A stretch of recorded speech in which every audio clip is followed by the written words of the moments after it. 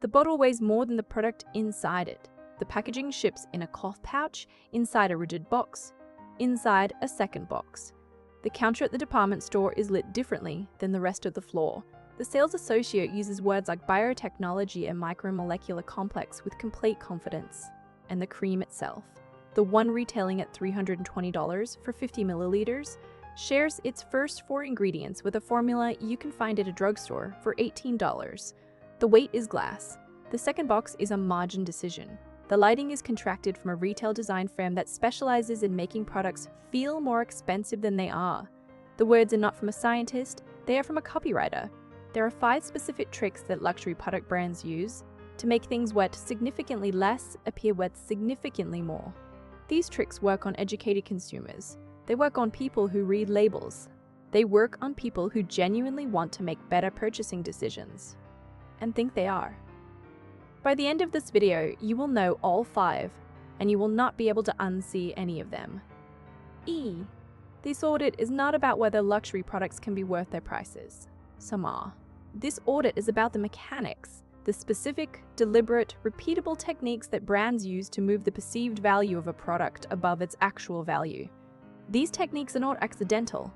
They are studied, tested, and iterated on by marketing teams, packaging consultants, retail architects, and brand strategists whose only job is to make you feel that a price is justified before you have examined what that price is actually buying. We are going to examine 5 of them in precise detail: where the technique comes from, how it works on the buyer, and what to look for when you want to see through it. Trick number 1. The weight illusion. Pick up a luxury skincare jar and a drugstore jar of comparable volume. The luxury jar will almost always be heavier, not because the formula is denser, because the glass is thicker. This is one of the oldest and most effective signals in premium product design. Human perception links weight with value at a neurological level. Studies in consumer psychology have documented this consistently. Heavier objects are evaluated as more premium by the person holding them, even when they are told the weight is irrelevant to quality. A 50 milliliter jar in heavy glass with a magnetic closure can cost a brand between $4 and $9 to produce. A standard plastic jar of the same volume can cost under $0.50. The formula inside them can be identical. What the buyer is paying the price difference for is the jar, not what is in it. This extends beyond skincare. Fragrance bottles are often designed to feel like solid objects. The bottle wall thickness on a $400 fragrance is frequently engineered to create the impression of a sculptural piece rather than a container. Handbag hardware, the clasps, the D-rings, the tone locks, is sometimes weighted with internal fills on lower-cost constructions, specifically because heavier hardware reads as more substantial. What to check? When evaluating a product, weigh the experience of the packaging separately from the experience of the product itself. Ask, if this came in a lighter container, would I still value it at this price? If the answer is no, you've identified what you are actually paying for. Trick number 2. The scientific language premium. In 2019, the FDA sent warning letters to 12 cosmetic companies for using language that implied their products functioned as drugs, clinical claims their formulas were not authorized to make. The letters are public record. The language that prompted them is still common on product pages and in retail advertising today, slightly adjusted. The strategy persists because it works. Words like peptide complex, cellular renewal matrix, epigenetic activation, and neurocalming technology do specific work in the mind of a buyer. They activate a kind of deference, a sense that the product operates at a level of sophistication beyond ordinary consumer judgment. If you cannot evaluate the claim, you are more likely to accept the price. What the language is often doing on examination. Peptide complex describes a formulation category with hundreds of variations in clinical efficacy and concentration, none of which the brand is disclosing. Cellular renewal is not a defined cosmetic action. Epigenetic activation is a term from molecular biology being applied to a topical formula in a way that does not reflect how topical cosmetics interact with skin biology at the depth implied. This is not unique to skincare. Fragrance brands use olfactory architecture and sensorial composition. Shoe brands use biomechanical ergonomic construction. Handbag brands use artisanal heritage leatherworking traditions. None of these phrases carry legal definitions. All of them carry emotional ones. What to check? When you encounter scientific or technical language on a product, locate the specific claim being made and ask whether the brand has published any independently verified evidence for it. A brand confident in the science it is selling will have a white paper, a published study citation, or a clinical trial reference available.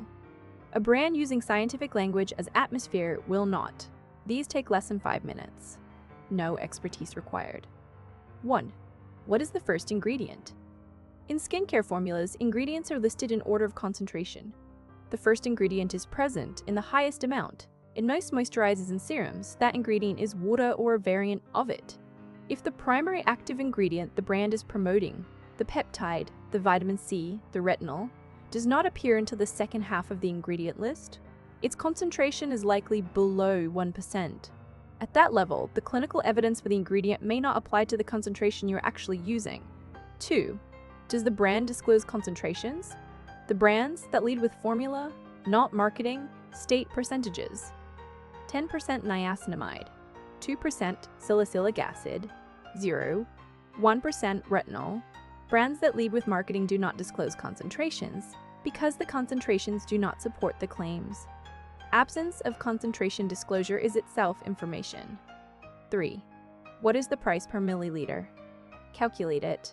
Then find the closest functional equivalent at a lower price point and calculate that too.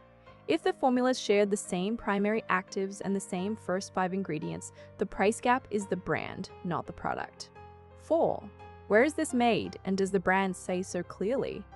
A fragrance claiming Parisian heritage that does not disclose its production facility is using geography as feeling. A leather good from a brand named after a European city that manufactures in Southeast Asia is not misrepresenting its history. It is counting on you not asking the question. 4 questions.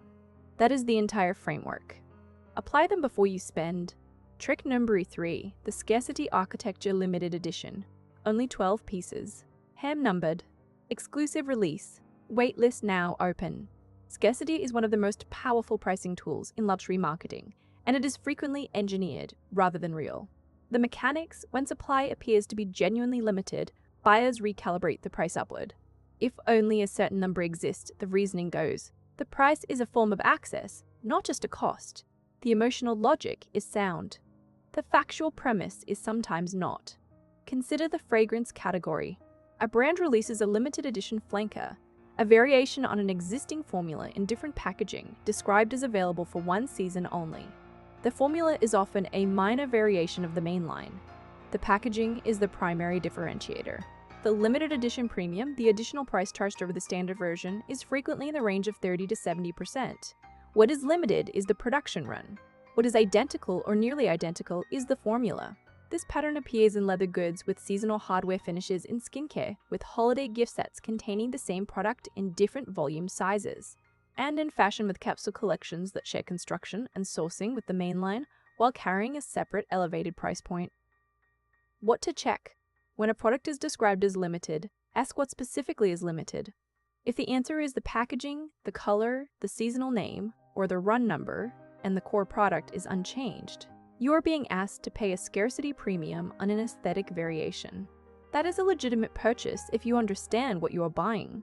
It is a different purchase than the brand's language implies. Trick number 4, the retail environment as product. Walk into a flagship store for a luxury brand and walk into a mid-market retailer. The lighting is different.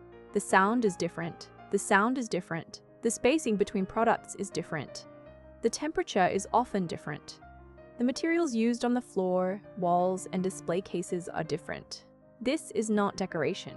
It is architecture designed to produce a specific physiological and psychological state in the person inside it. Retail design for luxury brands is a documented discipline with its own consulting industry. The deliberate use of lower lighting levels, wider product spacing, cooler ambient temperatures, and harder, denser surface materials creates an environment that has been shown to increase willingness to pay. The store is a component of the product's perceived value, built into the price before the item is even picked up. The same product sold in a different environment is evaluated differently by the same buyer. This has been tested. A fragrance sampled in a premium retail environment is rated as more complex, more sophisticated, and worth a higher price than the same fragrance sampled in a neutral setting. The fragrance did not change. The environment changed the evaluation. Department store counters for luxury beauty operate on the same principle. The counter is designed, lit, and staffed specifically to create a context in which the price feels like it belongs to the product. Remove the counter and the price tag often does not survive the comparison. What to check? If you are evaluating a product at its retail counter, evaluate it somewhere else before purchasing. Take a sample home. Read the ingredient list under ordinary lighting. Price check the equivalent online without the counter in frame. What you are buying should justify its price in your kitchen, not only under the store's contracted lighting system. Number 5. The endorsement transfer. A dermatologist's name appears in an advertisement. The word dermatologist-tested appears on the packaging. A celebrity carries a particular bag in an airport photograph. None of these things mean what they appear to mean. All of them transfer credibility from one source to a product in a way that is legally permissible and factually minimal. Dermatologist-tested means the product was given to at least one dermatologist who used it and did not report a reaction. It does not mean the formula was reviewed for clinical efficacy.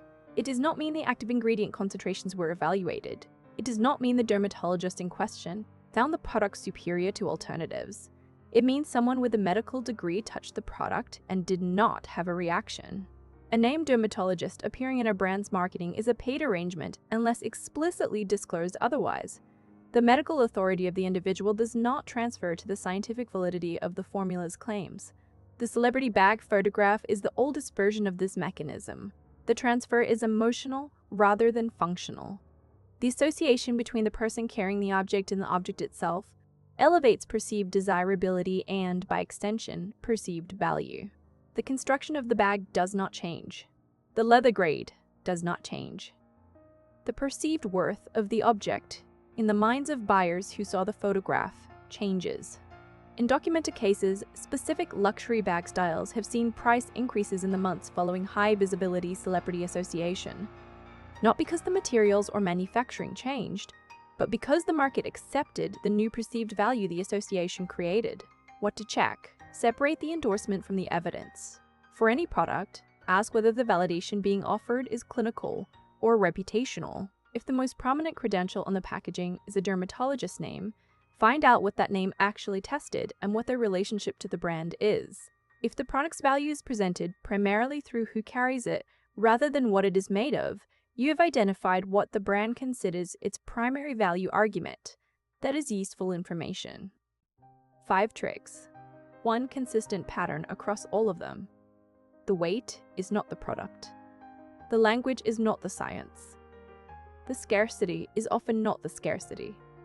The store is not the same as the formula. The endorsement is not the evidence. Every one of these techniques is designed to move your perception of a product's value before you have evaluated the product itself. They work because they are precise, because they have been tested at scale, and because they operate on psychological responses that are not fully under conscious control. Knowing the technique is the first protection.